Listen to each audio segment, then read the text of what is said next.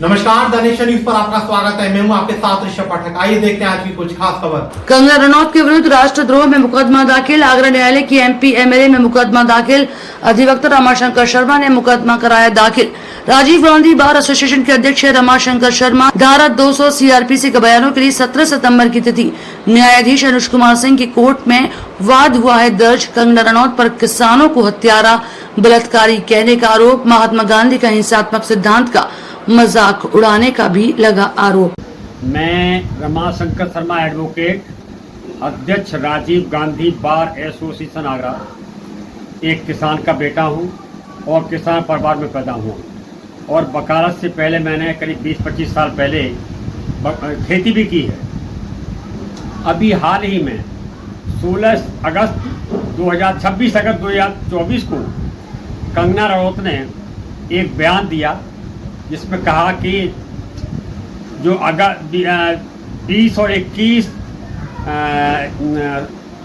सन 2020 और 2021 में जो किसान धरने पर बैठे थे वो वहाँ पर हत्या हो रही थी, वहाँ पर रेप होते थे और अगर उस वक्त केंद्र की सत्ता में नरेंद्र मोदी की मजबूत सरकार नहीं होती, नेतृत्व मजबूत नहीं होता तो पंजाब में बांग्लादेश जैसे हालात पैदा हो जाते।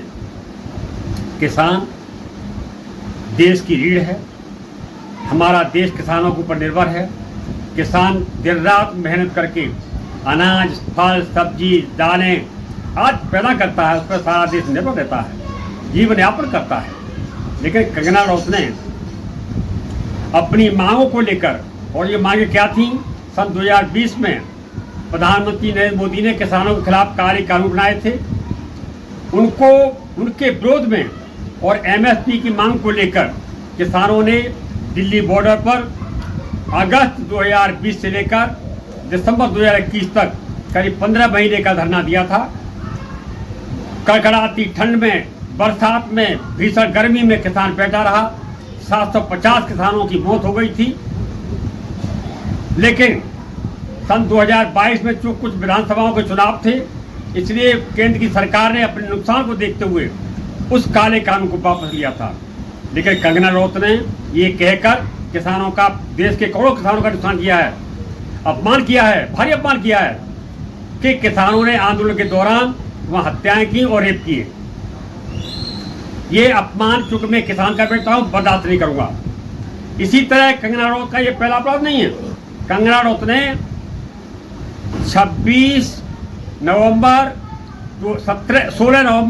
2021 में एक बयान दिया था जिसमें कहा था, महात्मा गांधी के अहिंसात्मक सिद्धांत को गाली थी इसने और कहा था कि गांधी जी का ये सिद्धांत कि एक गाल पर चाटा कोई मारे तो दूसरा गाल कर दो, लेकिन गाल पर चाटा खाने से भीख मिलती है, आज़ादी नहीं मिलती। और ये भी कहा था कंगना ने कि सर 1947 में जो हमको आज़ादी मिली थी वो गांधी जी के भीख के कटोरे मिली थी, वो आज़ादी हमें भीख में मिली थी। असली आज़ादी तो सन 2014 मिली है जब से केंद्र में नरेंद्र मोदी सरकार सत्ता में आई है। इस तरीके से कंगना रनौत ने देश के करोड़ों किसानों का, देश की जन भावनाओं का, राष्ट्रपिता महात्मा गांधी का, जिसमें हम सब लोग शामिल हैं, सबका अपमान किया है। मैंने कंगना रनौत के खिलाफ ये 30 अगस्त 2024 को पुलिस आयुक्त आगरा और SHO न्यू आगरा को एक एप्लीकेशन भेजी थी, शिकायत पत्र भेजा था कि कार्रवाई की जाए, लेकिन कोई कार्रवाई नहीं हुई। तब मैंने स्पेशल कोर्ट MP MLA में एक कंगना रनौत के खिलाफ बात दायर किया है, देशद्रोह का और देश के अपमान का।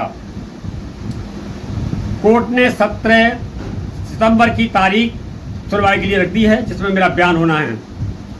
मैं कानून का पहरेदार हूँ, कानून का आदमी हूँ और कानून के तहत काम करूँगा। कंगना रनौत ने जो अपराध किया है उस अपराध की सजा कंगना रनौत को दिला के रहूँगा। इससे पीछे पहले कदम हटूँगा। या तो कंगना रनौत कोर्ट में आकर माफी मांगे देश की जनता से, वरना सजा बदलने को तैयार हैं।